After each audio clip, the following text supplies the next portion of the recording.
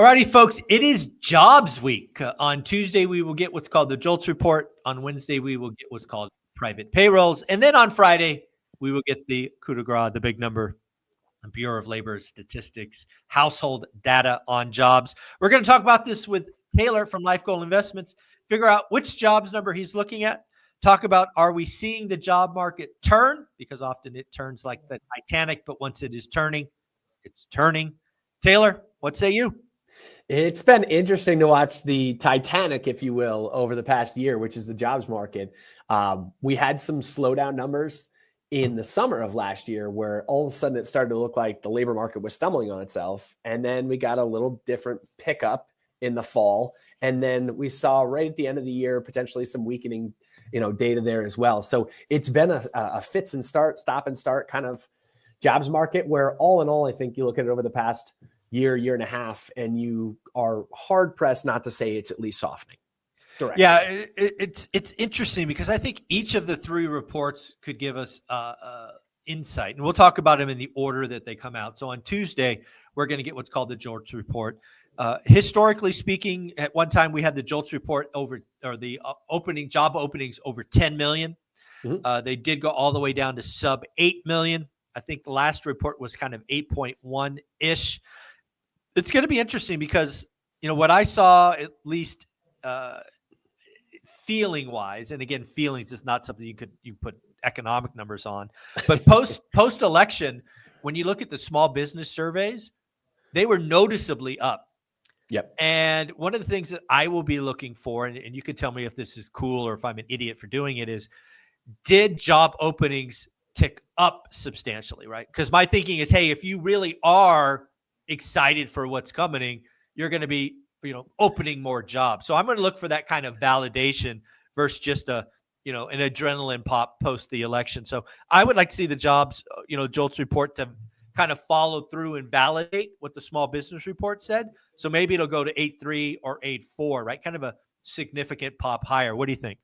I think that'll be fascinating to watch because I've heard a lot of anecdotal, hey, Correct. Look what this business is doing. Look what they've decided to do as a result of the election. Let's see where the rubber meets the road. I would be surprised if you had that quick of a pop in it. That being said, I don't have any inside baseball on this to state the obvious. But it is certainly a sentiment gauge. If people, are thinking that, hey, it's the quickest moving. Seemingly the quickest moving. Yeah, when I was an executive and we were making a move on something, if we wanted, we would have 15 recs open the next day. Right? Right. We may not have intention to hire all 15 in the next week. That's the question is right. Whether the job opening is actually indicative of that employer hiring. Because I will put out job openings right now, looking for that pristine, unicorn, ideal character to come in, and I will hire them, but I don't even have a role open, right? And that's legitimately like our firm right now. If you were the right character, we would hire you like that. Do we have the perfect role for you? No, we might not. But if we sit out there with a job opening available and it gets called on by the right person, you're going to get hired. But the real intention is not necessarily to hire. Yeah, no, but I think it's a little different, right? Because again, I'm looking for validation. That's because sometimes when you look at the economy, the picture, you can tie reports together. A lot of people get myopic on a single report, and that's most of the time doesn't tell you anything, right? You got to see these. So I'm looking for this again. If I was running a small business and I answered that report in the way it appeared people did with noticeable move up and all of kind of the questions, I'd want to see a lot of job openings. And again, back when I was hiring, to use the 15 example, if we were going to do a new product line or go to market or sales team or whatever, we would open all 15 recs day one. We probably look to hire 3 or 4, over a 6 to 8 week period, and it would be rolling. But yeah, we would open all 15 recs the same day but it would be it's directional though. Absolutely, what you're saying is absolutely directional. All right, so that's what I'm looking for. Kind of there in the jobs number on Tuesday.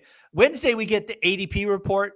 For years, the ADP report was kind of the whisper for the Friday number. That kind of fell apart and deteriorated during the pandemic. It was horrible. It was so bad that ADP actually took a couple weeks off. I think it took a month off to kind of rejigger their numbers. But yeah, what do you think private payrolls Wednesday is going to tell us? It, I really struggle with this one. I'm with you and with ADP's thought on their own performance of ability to gauge the market. There was one print, and it was post COVID, where ADP made it look like, I can't remember if it was so good or so atrocious that the market reacted massively. Yeah. And then the next day you had the actual number hit, and it was like, what? It was right on the screws of what was expected prior to the ADP getting launched. So I don't know. I think there's a lot of noise when it comes to ADP. The validity of it, I've started to question. Yeah, the only thing I could say for the folks at the ADP report, again, I am not actually sure. I think this is what they should do, is they should come out and squash the whole, we're going to mirror the Friday number. Because for the longest time, I mean, for years, for a decade, in the early or mid 2000s to, 2018, they were right on the screws, right? They were within plus or minus 10%, which pretty good for economic work, right? But I think what they missed is, again, private payrolls doesn't include the government. And you kind of said this earlier in an earlier discussion. Really, the only engine of growth we've had is government, which hopefully that reverses under Doge or whatever you call it. But private payrolls, I think they're expected to be up like 140,000. So again, still triple digits. Yep. Yeah. It'll be interesting to watch it play out. I think Friday's the number though. Friday. Right, I don't think regardless, I don't think you get a massive reaction to the ADP number. Yeah. I think the market's figured out that ADP is not the number. Something comes in way off. They're like, hey, screw it. These guys, it's not these guys again. Yeah. Exactly. So what do you think Friday? Tell me about the household number. The household number is going to be interesting because when you think back just, progressively over the past few months now, you had a massive hurricane and all the associated layoffs that came with that. The subsequent month was November, and November you had a ton of hirebacks. Yep. And then December, now you have the seasonal worker and how much influence that has around the holiday season. I'm really interested to see what happens next month. And I know that's not on Friday, but that's where I think you first get a more normalized month again. But this will give an indication as to how much consumer driven demand there was in the market during the holiday season, which is certainly important.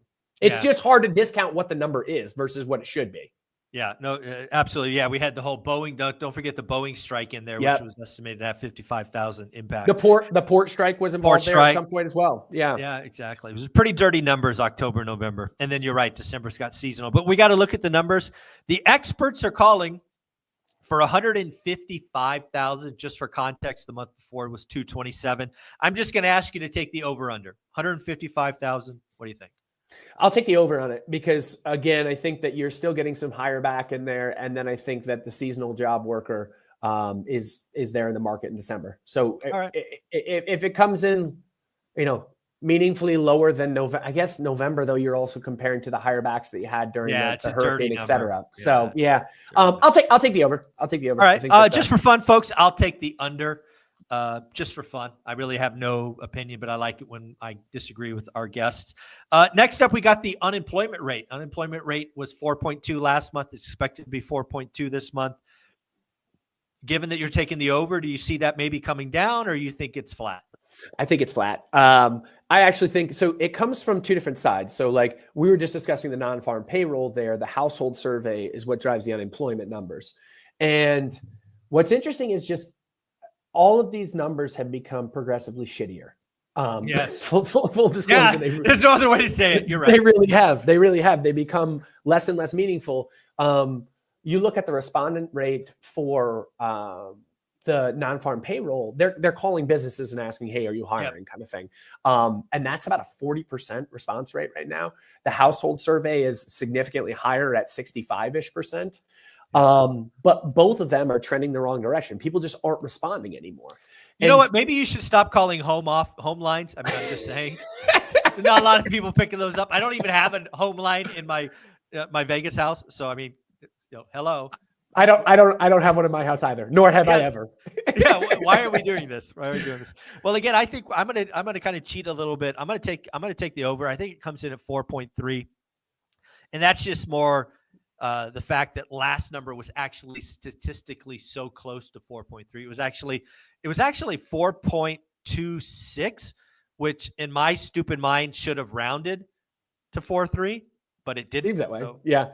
I don't know why they didn't. You're the idiot. You're the idiot. Yeah. 4.26 rounds to 4.2, not 4.3. Yeah, I don't know. I mean, do we only look at the first? I don't know, but whatever. So I'm gonna guess 4.299, 4.2. Yeah. What? It's weird. So I'm gonna take 4.3. I do think it goes up to 4.3, and that'll actually add some pressure to the Fed, right? It'll be like, hey, unemployment's going up, but yeah, it's going to be interesting. I did a video today talking about the difference in the non-farm payroll and the household surveys on Instagram and on TikTok. So go check it out there. But the point of it is you actually have the household surveys, again, with a higher respondent rate right now than the business surveys. Wow. And the household surveys are showing weakness. So in November, the household survey actually showed contraction in jobs numbers. And you have never seen a contraction in jobs numbers without an accompanying recession. So who knows, whether you should be taking the non-farm payrolls number or the household survey number, but the household survey respondent rate is almost 2x. And then when you back it out and you break it down to public and private, public being government jobs have been adding, private has actually lost about 1.3 million jobs over the past year. Yeah, not good. And so again, kind of going back, I don't know if we made it on the point on this video or the last one, but like what happens if Doge kicks in now and the only hirer in the market right now is the government, and the government goes from a hirer to a firer? I don't know if those are words, but you get the point here. Yeah. If now, yeah. private's already shedding and then Doge comes in and public sector starts shedding as well, you could certainly see a pickup in unemployment. And by the way, it's hard not to come up with that logic if we are actually going to go through this, Department of Government Efficiency. Yeah. At the end of the day, when we kind of close out jobs, the thing that I'm asking my audience to look at and I'm looking at is obviously we get a report. I think it's every Thursday, the weekly unemployment claims. And again, that's just something you could look at every Thursday. Bang, bang, bang. Yeah. And right now it's sitting at about, it's sitting in a pretty comfortable range of 210 to 240. We had 1 week where I think it popped to 252, but it came right back in line. And then the other thing I'm looking for in 2025 is actually continuing claims. One of my calls is for 2025 is the unemployment rate may not pick up meaningful. We'll say stay below 4.8, but duration is going to extend. And I think it was last week, probably the week before, we peaked at 1.91 on continuing claims. I think that could go up to 2.5 to 3 million. I just think it's going to take longer to get hired if you do get unemployed. What do you think? I think, well, I just want to pay you a compliment because I think one of the things that you addressed earlier that gets so lost in the shuffle is like, you're looking at things in totality. You're looking at literally all of the numbers as they come in. The one big mistake that people make is they focus on one specific number and they're trying to drive a narrative with that particular number. Right. And the reality is like, we love to have big bombastic takes. Oh, we're going to be in a recession because, or the market is going to rip because. The reality is nothing is so cut and dry. It's not a light switch. There's middle room and it's playing probabilities. And you do a nice job of breaking down for your audience. Like, here's what the entirety of the data is saying. And here's what I'm deriving from this. Yeah, I appreciate that. Yeah, it's a lot of fun. I've been studying the consumer for 30 years, and the only way you do that is by studying all the inputs to the consumer. So I appreciate that acknowledgement. Taylor, you're just the biggest nerd I know. It's just a better way of saying that. I take that as a compliment. I've been it's meant to be. It's meant to be. I think 20 years ago, nerd was not a compliment. Now people are like, yeah, I am a nerd. Yeah, I wear it with honor. Where can people find you? Yeah, find us at LifeGoal Investments. We're on Instagram and on TikTok, putting out daily 60-second stuff. Yeah, if you want to know about Taylor and his firm, you can always go to lifegoaladvisors.com/introduction. Thanks, buddy. Love it. Thank you.